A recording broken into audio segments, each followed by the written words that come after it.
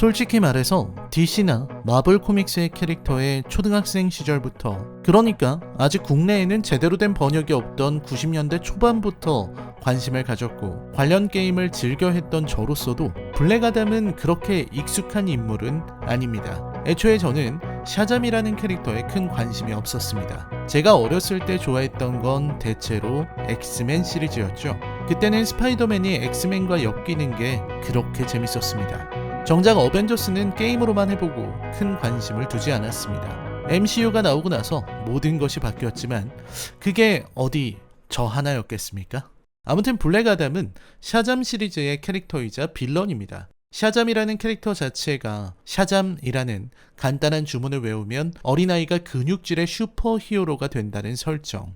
그것도 6신의 힘을 사용해서 슈퍼맨에 필적하는 능력을 갖춘 히어로가 된다는 식의 가벼운 이야기이니만큼, 그리고 블랙 아담 역시 샤잠과 같은 능력을 사용하기 때문에 빌런도 가벼울 것 같지만 실상은 전혀 아닙니다. 굉장히 잔인하고 난폭한 인물입니다. 빌리는 샤잠의 능력을 얻으면서 솔로몬의 지혜도 얻었는데 지능은 높아진 것 같지만 지혜롭기는커녕 그냥 그 나이대에 어리고 얄팍한 사고방식을 지닌 것처럼 블랙 아담 역시 무지성으로 냅다 사고를 쳐버리는 기막힌 인물이기도 하죠.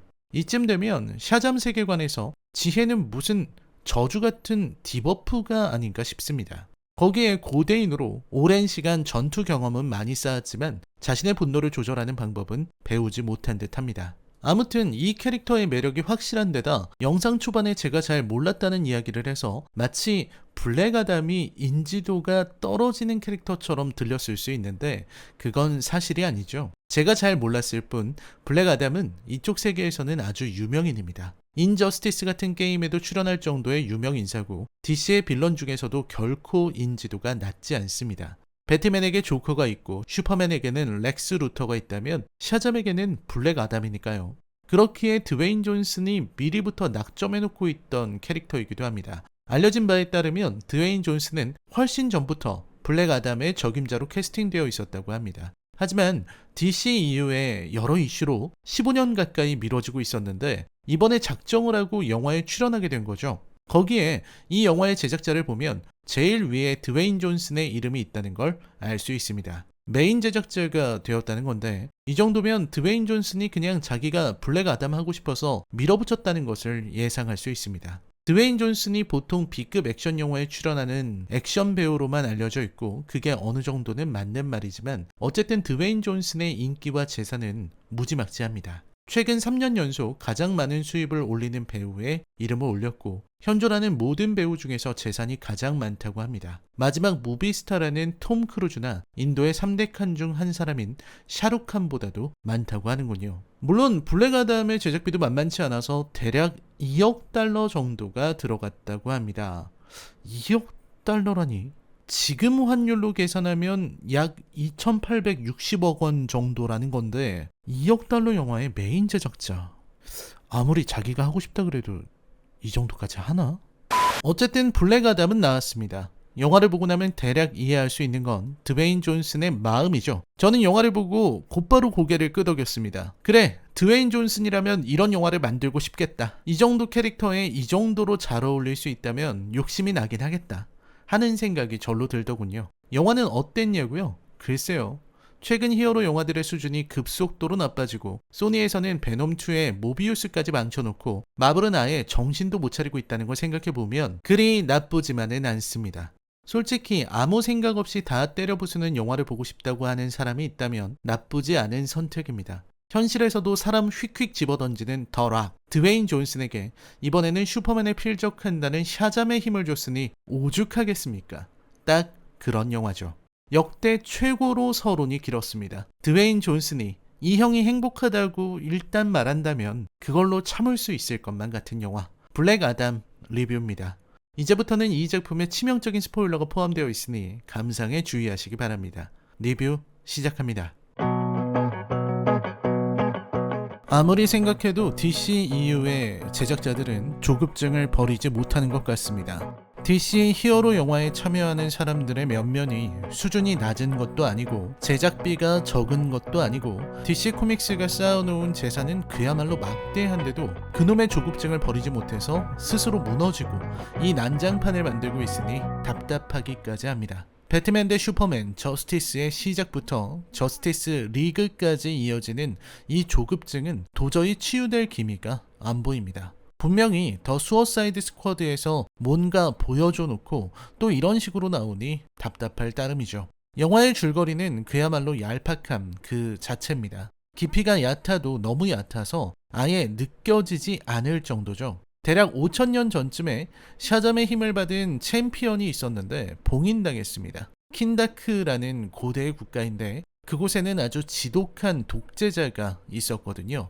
아크톤이라는 자입니다. 그 독재자는 이터니움이라는 금속을 독점하고 있었고 챔피언이 다 때려부쉈다는 이야기죠. 그리고 시간은 흘러 현대가 되었는데 이번에는 킨다크를 지배하고 있는 것이 인터갱이라는 군벌입니다. 아드리아나는 동료들과 함께 인터갱이 아크톤의 왕관을 찾는 것을 막으려 잠입했다 위기에 처하고 그 순간 외쳤다는 겁니다. 뭘 외쳤냐고요? 아시잖아요.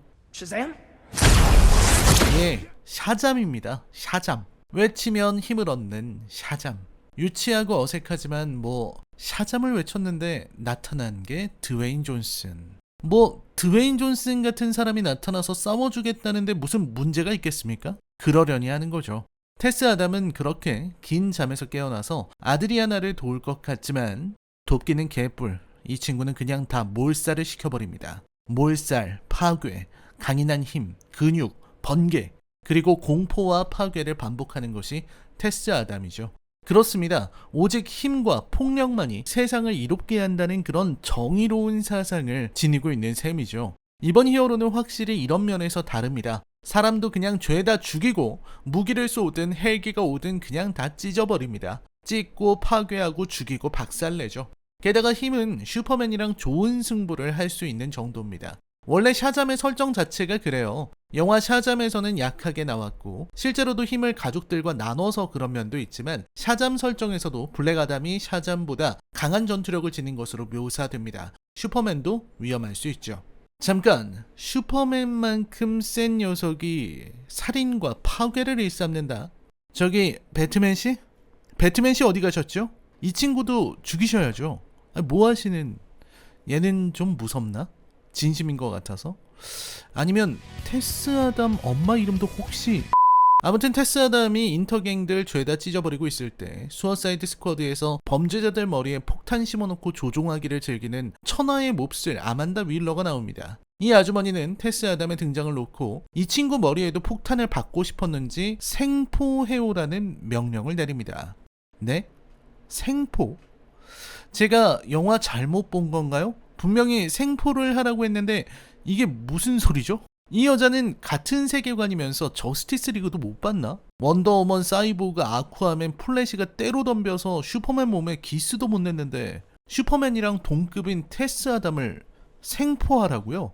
아무튼 이렇게 테스 아담을 상대로 자살하러 떠나는 새로운 수어사이드 스쿼드가 결성됩니다. 더 이상 삶에 미련이 없는 그저 죽고 싶은 마음을 주체하지 못해서 모인 이들은 호크맨, 닥터 페이트, 아톰 스매셔, 사이클론입니다. 아무리 살펴봐도 테스 아담이랑 붙으면 갈기갈기 찢겨질 것 같은 이들은 수어사이드 스쿼드라고 하기는 뭐 했는지 이름을 새로 붙입니다. 그것은 바로 근본 1940년대에 활약하던 그리고 저스티스 리그보다도 앞서서 존재했던 JSA 저스티스 소사이어티 아메리카죠. 저스티스 리그의 짝퉁처럼 느껴지지만 이쪽이 원조고 근본이라는 점이 재밌습니다. 그리고 이들은 전반적으로 어디서 많이 본 히어로들을 고스란히 베낀 짝퉁 클론이란 걸 바로 알 수 있는데요. 호크맨은 MCU의 팔콘을 베꼈고 닥터 페이트는 이건 닥터 스트레인지죠. 사이클론도 어디선가 본 것 같습니다. 스톰이라든지 아니면 퀵실버? 아톰 스매셔는 그냥 앤트맨 베낀 거죠.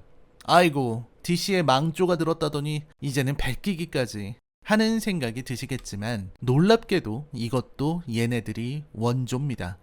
옛날 만화니까 표절이니 베꼈느니 하는 표현보다는 영향을 받았다는 표현이 적당할 것 같은데 팔콘은 60년대 후반, 70년대 나온 히어로고 호크맨은 1940년입니다. 닥터 스트레인지도 원래 닥터 페이트에서 영향을 받아서 만든 캐릭터였고요. 그렇습니다. 이 1940년대의 할아버지 히어로들은 근본 중에 근본이었던 겁니다. 그리고 이 친구들은 테스 아담이랑 붙어서 다 묵사발이 날 것 같았는데 오히려 테스 아담은 스스로 시리에 빠져 항복하고 생포됩니다. 사실 과거 킨다크에서 정의로운 일을 행한 소년이 있었는데 지금의 테스 아담은 그 소년의 아버지였습니다. 소년 후르트는 정의감이 강하고 인성도 훌륭했지만 테스 아담은 그저 조용히 살 것을 원하던 소시민이었죠. 후르트는 아버지를 위해 자신의 힘을 건넸고 정의로움이 없는 채로 샤잠의 힘을 지닌 챔피언이 탄생한 겁니다. 그렇기에 이 인물은 정신적 나약함까지 있었던 거죠. 그리고 영화는 급히 전개되어 악마인 사박이 등장합니다. 이스마엘이라는 녀석이 사박의 왕관을 이용한 건데 어쨌든 지옥의 챔피언이 나온 거죠. 그리고 당연히 저스티스 소사이어티는 상대가 안 되고 다시 테스 아담을 불러서 싸우게 하니 우리의 위대한 파괴왕 테스 아담께서 사박을 반으로 갈라 죽이고 영웅이 된다는 이야기입니다. 왕좌를 깨부수는 퍼포먼스까지 보이면서 새로운 스타일의 영웅이 탄생하는 거죠. 왕좌 부수는 건 너무 노골적이지만 어쨌든 군림하지 않겠다, 지배하지 않겠다, 초인에게 의존해서는 안 된다, 그런 메시지죠.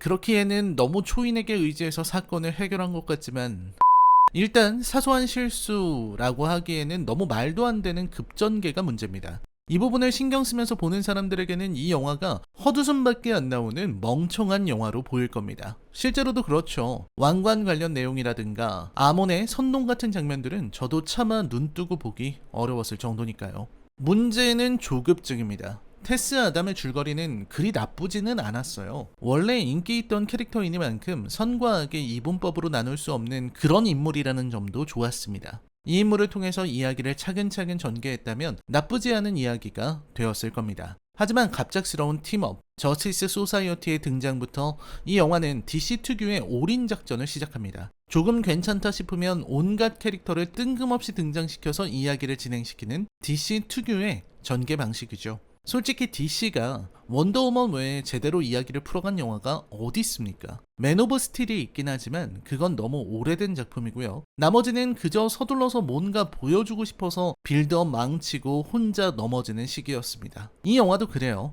전반적으로 망가져 있습니다. 거기에 호크맨 캐릭터는 너무 정의 외치니까 그냥 정의 바보로 보입니다. 융통성도 없고 정의 좋아하는 캐릭터인데 캐릭터의 별다른 서사를 보여주지 않고 대뜸 등장시키니 반감만 생기는 거죠. 반면에 닥터 페이트는 얼마나 좋습니까? 개인적으로 이 영화에서 가장 성공했다고 생각하는 캐릭터가 바로 닥터 페이트입니다. 블랙 아담의 가능성을 인정하는 존재이기도 하고 가장 유연한 인물이죠. 거기에 전투 장면에 있어서도 닥터 스트레인지처럼 최근에 닥터 스트레인지처럼 허공에 손이나 젓고 장풍이나 쏘고 기껏 음표 공격이나 상상해내는 수준이 아니라 정말 다양한 마법을 선보입니다. 이런 건 마블이 좀 배워갔으면 좋겠더군요. CG는 화려하지만 그렇게 정교해 보이지는 않습니다. 배경과 인물의 괴리가 크게 느껴지고 리얼리티는 애초에 포기했습니다. 나오는 배경들은 죄다 어디서 본 것들입니다. 블랙팬서도 느껴지고 문나이트에 샤잠에 엑스맨에 온갖 것들이 다 나옵니다. 인디아나 존스처럼 느껴지는 대목도 있습니다. 액션은 박력 있지만 그게 전부입니다. 지나치게 슬로모션을 많이 사용하는데 감독이 잭 스나이더를 정말 많이 의식한 모양입니다. 이게 존경인지 의식인지 모르겠지만 잭 스나이더식 연출을 보는 것 같았어요. 그렇다고 그리 잘 맞는 것 같지는 않고 뒤로 갈수록 피곤해집니다. 거기에 마지막 사박을 죽이는 장면에서는 허탈함도 느껴지더군요. 전반적으로 못 만든 영화입니다. 많은 사람들이 쿠키 노래를 부르는데 그렇죠.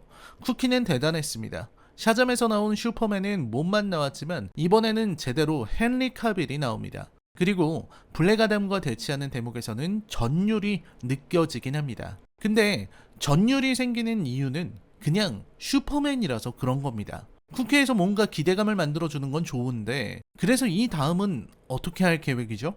DC는 예전부터 쿠키에서 뭔가 던져놓고 그걸 수습하려는 노력은 안 하는 것 같습니다. 이건 그냥 슈퍼맨 8입니다. 아니 정확히는 슈퍼맨을 제대로 팔지도 못하면서 손에서 놓지도 못하는 그런 상황인 거죠. 헨리 카빌도 DC 이후도 안타깝기만 합니다. 제대로 슈퍼맨 영화를 만들든가 저스티스 리그 2를 하든가 그놈의 슈퍼맨을 놓지 못해서 만지작거리기만 하는 그 미련에 팬들도 이제는 지치지 않을까요? 새로운 히어로 블랙 아담의 해석은 나쁘지 않았습니다. 어딘가에는 나쁜 놈들을 이렇게 제대로 파괴하는 히어로도 있어야겠죠. 살인도 저지르고요. 하지만 결국 블랙 아담은 슈퍼맨이나 배트맨이 지배하는 저스티스 리그에는 끼지 못할 겁니다. 살인을 허용할 수 없을 테니까요. 그렇다면 블랙 아담의 활용은 오히려 더 어려워질 수도, 더 절묘해질 수도 있다고 생각합니다. DC가 이번에는 조급증을 버리고 좀 천천히 제대로 된 서사를 써내려간다면 좋겠습니다. 잔뜩 기대하게 해놓고 또 네 어머니도 마사? 이런 거 하지 말고요. 킨다크의 설정도 저는 좋았습니다. 의도했는지 모르겠는데 저스티스 소사이어티는 뭐랄까요? 미국의 현모습처럼 보입니다. 과거의 미국을 그리워해서 타국의 이권이나 상황에 무력으로 개입하지만 전처럼 환영받는 게 아니라 오히려 야유를 받는, 그리고 벌어진 상황을 전처럼 무력으로 깔끔하게 정리하지도 못하는 어정쩡한 모습. 그게 미국의 현주소고 그런 미국의 상황이 지금 블랙 아담에 반영된 건 아닐까요? 그게 저스티스 소사이어티의 의미라 생각합니다. 저는 DC 영화들을 개인적으로 좋아합니다. 그런 의미에서 아쉬움이 훨씬 큽니다. 블랙 아담이 이 휴지 조각 같은 각본이 아니라 제대로 된 시나리오를 만났다면 드웨인 존슨의 힘까지 더해서 멋진 히어로로 거듭날 수 있었을 거라고 생각합니다. 제 평도 거기서 끝입니다. 블랙 아담 나쁘지는 않아요. 잠시 생각하기를 멈추고 본다면 즐길 수 있을 겁니다. 블랙 아담에 대한 제 평점은 10점 만점에 4점입니다. DC의 산소 호흡기를 씌워줄 수는 없을 것 같군요. 흥행도 문제지만 여전히 팬들을 실망시켜서는 DC에 거는 기대가 계속 줄어들 수밖에 없을 겁니다. 아니 애초에 산소호흡기가 몇 개가 필요한 거죠? DC 영화는 나올 때마다 산소호흡기 드립이 나오는데 언제쯤 안정되고 언제쯤 퇴원합니까? 나을 수는 있는 걸까요? 라이너의 컬처쇼크 영화 리뷰는 계속됩니다. 시청해주셔서 감사합니다.